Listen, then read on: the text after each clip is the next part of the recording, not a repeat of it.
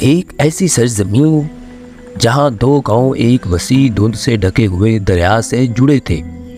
وہاں ایک پل تھا جس کو پار کرنے کے لیے کسی میں ہمت نہیں تھی۔ لوگ کہتے تھے کہ یہ جادوئی پل ہے، اس کے پرانے پتھر جادو سے گنگنا رہے ہیں جو العریس اور ونورا دونوں گاؤں کی زمینوں کو الگ کر رہے ہیں۔ دونوں گاؤں کے لوگ اس پل کی کہانیاں سناتے کہ جو لوگ بھی اس کو پار کرنے کے لیے گئے تھے وہ آج تک واپس نہیں لوٹے۔ لیکن العریس کی ایک نوجوان لڑکی مائرا ہمیشہ سے اس جدوجہد میں رہتی تھی۔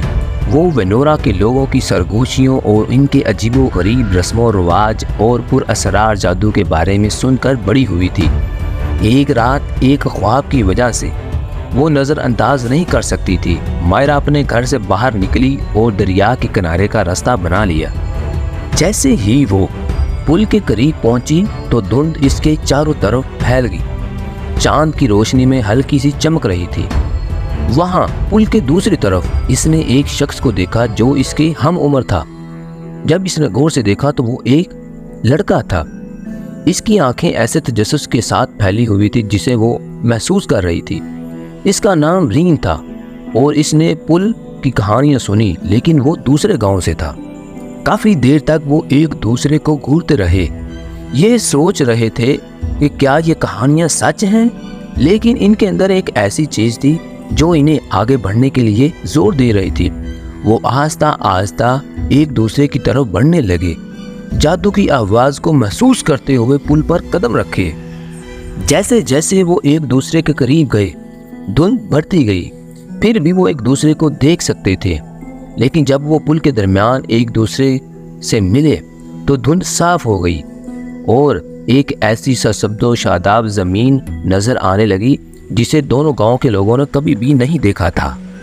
پل کوئی رکاوٹ نہیں تھا، یہ کسی بڑی چیز کا راستہ تھا، اور اسی لمحے میں مائرا اور رین نے حقیقت کو سمجھ لیا۔